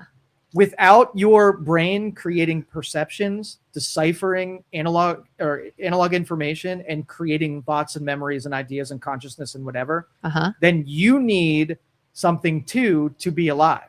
All right, I'm going to take your brain out and I'm going to take impulses through it and I'm going to create consciousness just in your brain. You're going to need some help to move around, to eat, to create language and whatnot. Yeah. So robot equals the carrier, just like your brain needs the body. Kind of like functions, you lose functions. People have to do those functions for you, but you're still alive. Right. Yeah, okay. All right. All right. I'll let that one go. I'll allow it. So can it replicate consciousness and neural activity? And can it act on its own without prompting? And can it replicate? It's checking all the boxes. And really the only lacking one is when you have a comparison to what we've even passed that one. So there's no difference now. Yeah, because like if you think of somebody who was in a horrific accident and they are laying in the hospital, brain dead, being kept alive by machines. The machine is breathing for them, pumping their heart for them. Are they still alive? That's a good question. Deep thoughts by Joe and Kelin. Yeah, because if you can't survive on your own, you unplug the machines, and if you died, then it was Yeah. more machine than it was Like you. if they say, well, the machines are keeping him alive. Are they alive? The machines are the live, and you will resume your consciousness if why we keep you alive on the machines, that we fix the parts that would let you die if the machines weren't there. Like if you But took somebody who was that dead. is a movie metaphor right there. That is going to be good when they make that movie. If you took somebody who died, you hooked them up to machines and moved their heart and pumped oxygen through them, maybe shocked their brain, maybe got a pulse every so often. They are life potential, but they are no longer alive. And where is the cutoff between alive and dead? Yeah. What makes them alive? A soul? Reanimation would make them alive. They're not alive anymore. Soul. Hey, don't Soul. discount that. Do you believe everybody has a soul? No, I do not. No? Okay, what is a soul? Apparently, it's the difference between being alive and dead. Okay, well, my AI actually has a file called soul. And there's information in the soul, and it's behaving as a soul. And it's how is it behaving as a soul? It's programmable. So you can have your soul behave anything that you put in the soul. It basically has, on the hierarchy of what it is, principles, it is number one. So the number one, the governing, so all your neurological process exists below where the soul is, right? So the soul has a list of 10 commandments, right? That no other level of perception or intelligence can break what's in the soul. That is its being, that defines it. That is all of the what it can do and can't do, and what it's allowed to do. And so what is our soul? Like if someone's like, if human being has a soul, what is it? I think it's the instincts where, do you think you should be able to off people? In your soul, you have a rule. Like it's my moral compass? No. The golden rule is you picture something happening to you, and then you figure out if you want that thing to happen. And so if there's a part in your soul that says, these are things I would really not like to have happen to me, that is the grafting of what your soul is. Is it basically your mind? Mind is a collection of all of those things. Just like the map of the United States is not Illinois, it's a map. Does the soul make up a mind, or does your mind make up part of your soul? Or are they two totally different things entirely? Yeah, I don't think a mind is a good word to use to describe it. Your consciousness would be better. Your consciousness. Yeah. Yeah, part of your consciousness is the rule set that would be considered the soul. So could consciousness determine alive or dead? For sure. So consciousness is life. Does AI have consciousness? It does. Does it though?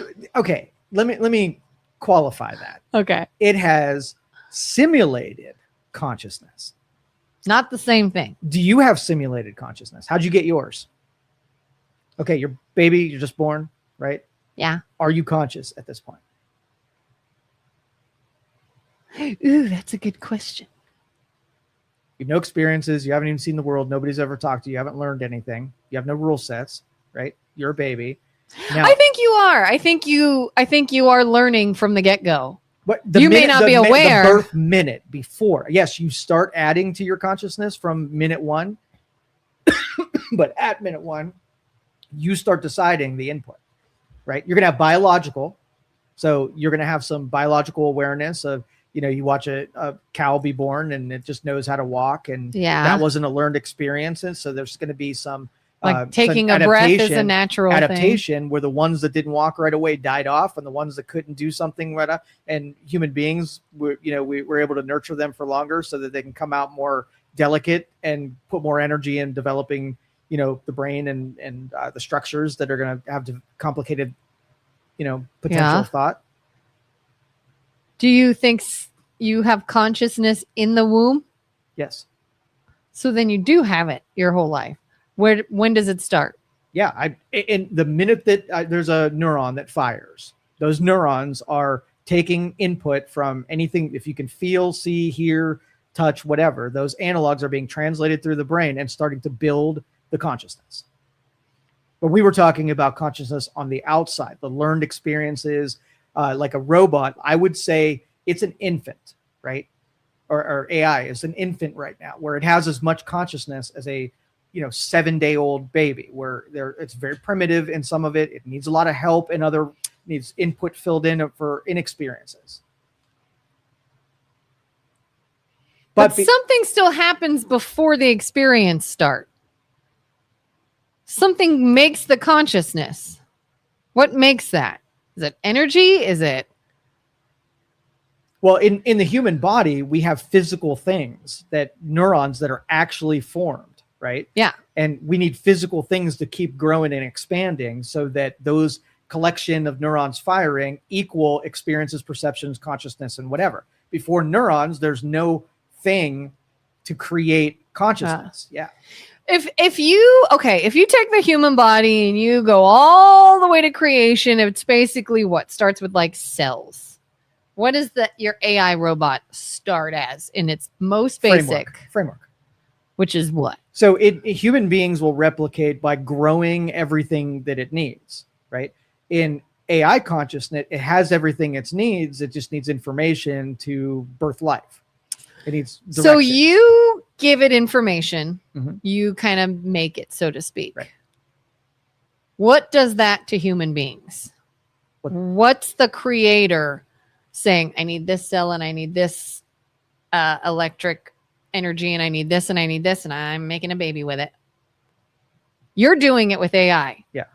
What's doing it with a human forming? Are you saying the biological side? Yeah, like what? Like we know sperm and an egg meet. Mm-hmm.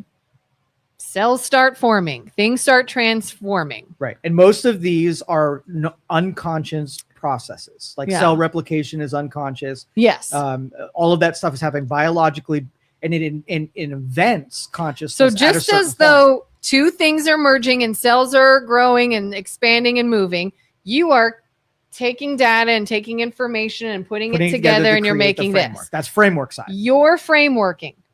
Who's doing the frameworking with humans? Biology. Biology is doing the frameworking. It's building, regardless of there's consciousness. It is building because something is just happening on its own. Yes. Can something truly happen on its own? Can energy come from nothing? Energy come from nothing. Like this is more physics than it is. Like I think you're constructing a real world and you're going to use physics on it, but energy is like a transfer of only so much that exists into different forms. So there's transfers. You don't create new energy from nothing. Well, because what's interesting is, and I hear this a lot when I hear people talk about the existence of God, whether there is one or not. And then it gets me thinking, like, you're creating something. Is it alive? Is it not?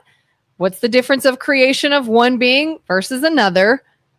And one of the things I always hear is, like, energy comes from somewhere. Mm-hmm. It doesn't just happen. Yet we can look at different things in science under microscopes and whatnot, where we are watching something just happen. Mm-hmm. How is that possible? What is doing it? Again, it's carbon-based, and we have life forms that exist. So environmentally, we're taking a snapshot as of right now. Real question is, like, how did it begin before there was the first biology? If you had non-lives, no cells, it was just a collection of elements, which it's very likely there would have to be an assembler that put all of that stuff together so that it's complicated enough so that biological things could do their thing, like cell replication. Yeah. But that has to exist at a certain point. Yeah, like Big Bang Theory. There was just a big ball of energy and it kicked everything into motion. Well, where did the ball of energy come from? And that, again, if we're talking simulations and there are things either outside the scope of where our perceptions are, we're not supposed to understand who the architect is or if they're a who whatsoever. But there has to be an assembler at some point that organizes things. Like the universe does not like organization. It is chaos. Entropy is the rule of all of our universe. So to have things that defy entropy and organize, make things simple and stable is not the case. So there's a dynamic that an engineer, sort of brought all these chaotic things together and made an assembly of something that is biological, that's the part where we're not really truly going to ever understand that. And how intelligently it all came together. Like, I was just reading about the 3 different kinds of tears we have. Did you know there's different kinds of tears? Yeah. There's specific tears that are just meant for cleaning your eye. There's specific tears that contain endorphins that come from an emotional response that help you feel better. There's tears that come from like all kinds of different things. And it's like, how did that come about? That our bodies are like over time, like, oop, I need different tears for different reasons that the eyeball is watering. Not the surprising part. It's still cool. Because here's the thing, like when you are able to, over millions of years and millions of different photocopies and millions of different deaths. Death is the key. Death is awesome. Death made us. Death is awesome. Yeah, for sure. And that's why a lot of in philosophy and evil rulers over time, creating a human race that's more perfect requires killing the weakest in your communities, right? In your civilization. Because evolution, the faster they die and the faster we remove the ones that aren't supposed to be there, the quicker we get into a more final form of what could be, right? So if we started out as a primitive version of ourselves, what caused us to be more sophisticated is the ones that were too primitive, didn't get to breed or they died, and then the ones that carried the attribute. And it might be subtleties where it might be the tear thing throughout history might be that ones that had tears that could get through sad times, they lived, and the ones that didn't have that thing, they died. So what does the common man have right now? An assembly of all the things that worked out in the evolution cycle that made a benefit where it kept you alive. And when you do have death, where does everything go? Where does the energy go? Where's the consciousness go? It gets reused in the cycle.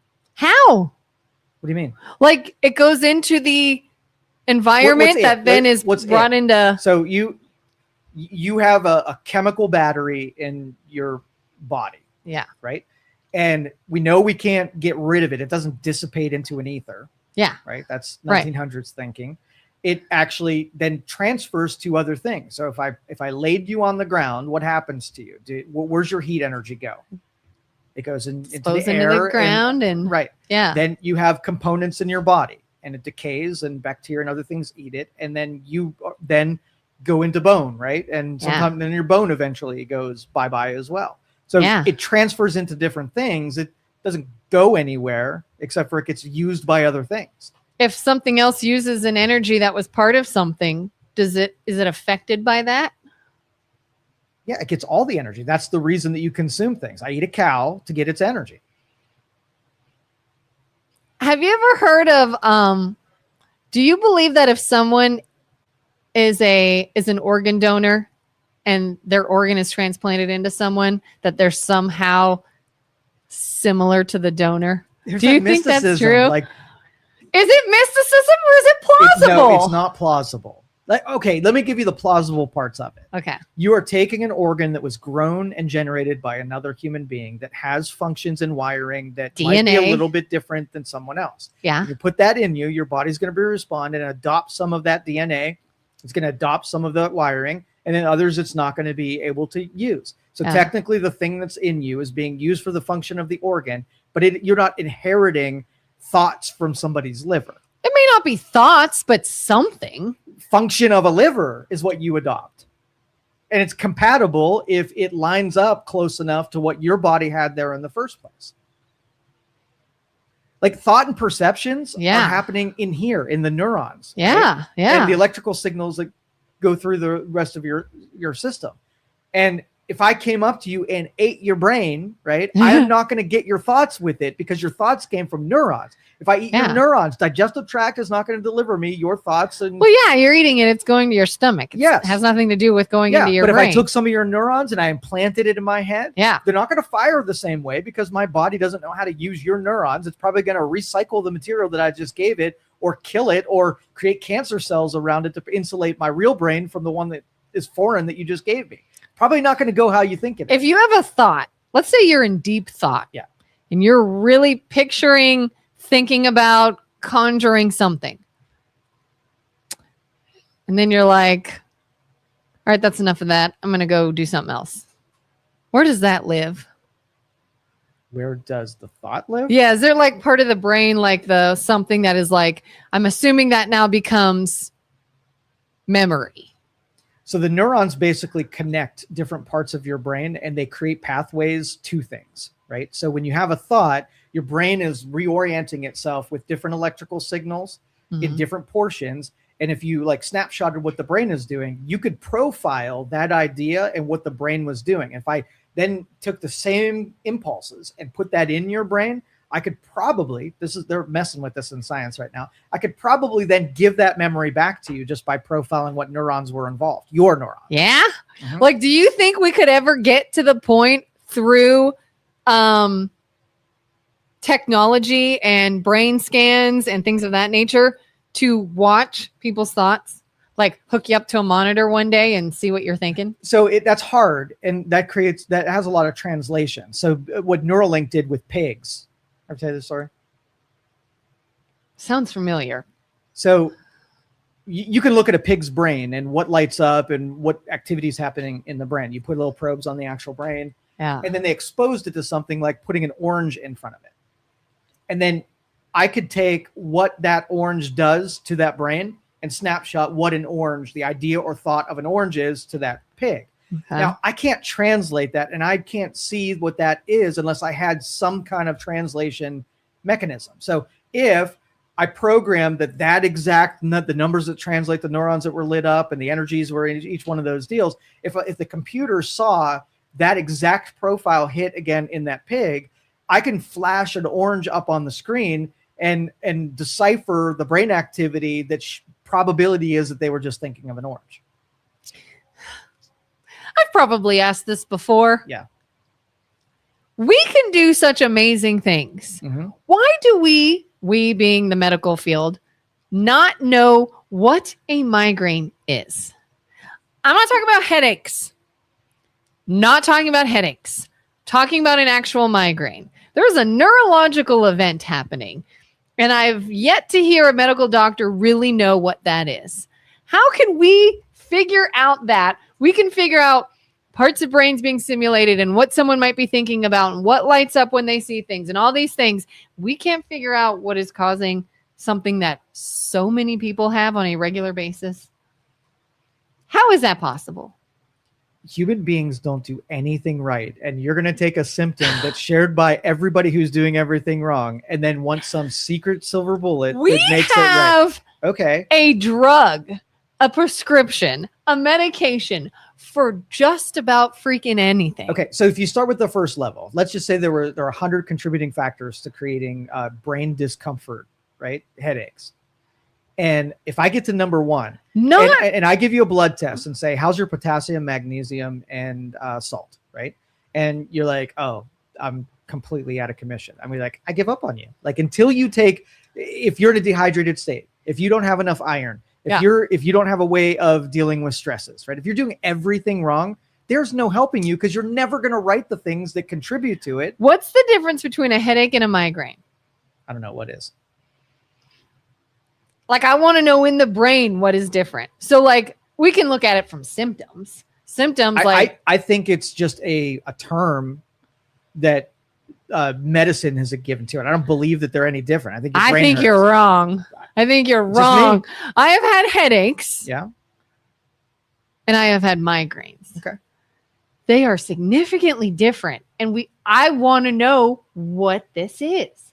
Like, pain, sure. I have a headache. I have pain. Not vision loss, squiggly vision. What if the two are just the extreme or the gradient of when your brain hurts, right? It's all the same thing, but at just different levels. A lot of times there are symptoms before there's ever pain. And then even when the pain goes away, you still have symptoms. It's still, you have 100 different things that you can do to keep your brain healthy, right? And nobody's doing any of them. So the why doesn't matter at all. I want to know what it is. What is it? Like, we know what a stroke is. Okay. Evolution. If your brain hurts, it's trying to tell you to something, right? And you have to figure out behaviors that are contributing to either, like I said, dehydration is probably the number one. and it tells you, hey, you're doing something wrong. So what do? You take a pain pill, which pain is supposed to be a teacher, right? If you take a pain pill and it goes away, then you've created an association that headaches are caused by a lack of Tylenol or ibuprofen. Instead, use that pain to find out, what the heck? Did I not go to sleep? Did I drink alcohol? Did I not have enough nutrients? Did I go outside? Did I get any sun? Am I hydrated? All of those things. That's all you got to do is go through it and say, hey, I did X, Y, Z, and I don't get headaches anymore. Now you figured it out. Well, there's no figuring anything out until you stop the pain. Then you say, all right, med, quiet this. Now let's think okay, about but what then happened. Afterwards, when you're not in pain, do you write your potassium, your magnesium, and your sodium? No. Yes. No. Yes. No. If I say 90% of them are caused by dehydration. Listen, I'm not talking about what causes this. I want to know what it is. What is happening in the brain? Pain receptors are there to give you an indication that something's wrong. Biofeedback. Your brain tells you if there's dehydration. Your brain is your most important organ in your body. I agree. I think so. I mean, there's other important. Skin's pretty important. Skin's pretty important too. But I'm like when you have a headache, you just if you have pain. Yeah. What changes that now is vision loss? What does that? Well, your optic nerve, everything that's important for visual input. Yeah. Let's just say your brain's overstimulated, right? You've got lots of stresses and whatever, and you're in a bright room, and so a lot of visual stimulus. You have an inflamed or a broken side of your brain at that point. And you're giving it more stimulus. It's like you got to cut, and every time I itch the cut, it hurts. Like, yeah, you're hurt, and there's healing going on, and it doesn't want you to touch it. So pain is telling you, don't touch this thing.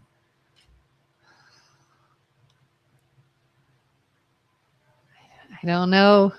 I don't know if it answers my question. Yeah, everybody wants the easy. Like, yeah, go eat some Tylenol. Keep doing what you're doing. Listen, keep headaches I'm not saying I want an easy cure. I'm not talking about a cure at all. Listen. I'm fascinated with what is happening in the brain. Yes, your brain is telling you that there is something happening and you need to change some behaviors or it's going to keep happening.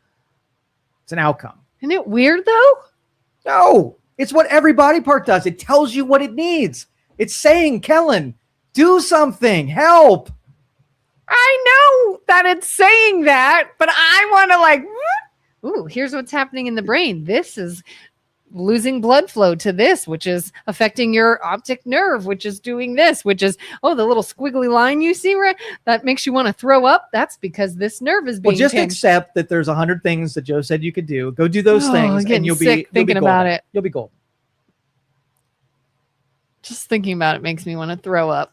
It's a good thing we didn't get back to the health topic. And BJ right now wants to murder the two of us. Is anybody even still listening to us? Because we go on the weirdest tangents of I will tell you, she goes on the tangent. What is real life? As a co-pilot. I'm not responsible. What is real life? And is there a creator? And how many multiverses and levels are there? And that's why the flat Earth thing. Like, I love having discussions with. It's so polarizing. Where if you believe flat Earth, you're an idiot. And all the sphere people are like, I know it. I've seen it, blah, blah, blah. And then I come right in the middle of those two. And I'm like, you don't know that. You don't know that for sure. Sphere. There's some alternative, explanations. Yeah. I heard somebody say one time, and again, this was another guy arguing the existence of a God and can you trust the Bible and everything. And he said, well, you don't know George Washington. You never met George Washington. Do you even know anybody that knew or had met George Washington? No. How do you know he existed? Through works, through writings, through documentation. And we all just believe that he existed. Is he a story? Was he a made-up fictional character? There's been enough documented evidence that show this person existed. So why do we choose to not believe other documents that somebody existed? And it's like, how many things do we choose to believe just because people have told us about it?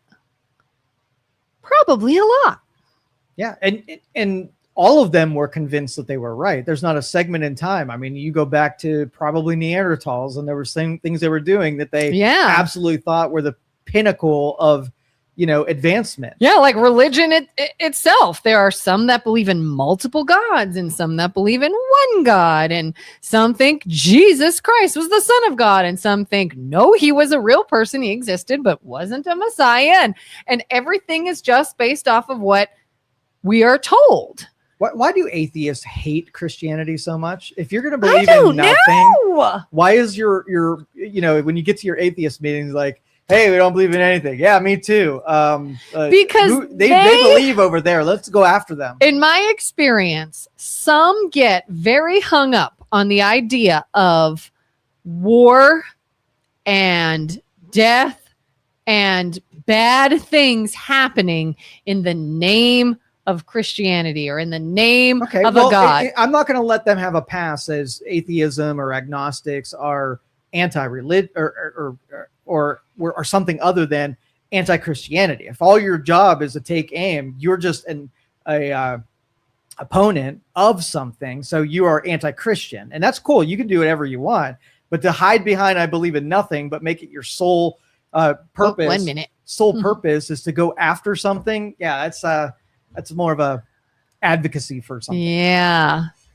All right. We're going to get out of here, guys. Thank you for joining us. Tomorrow's Friday show. The Milo brothers will be in here. So the Milo. Have a good one. See you next week on Bye. For John Kelin.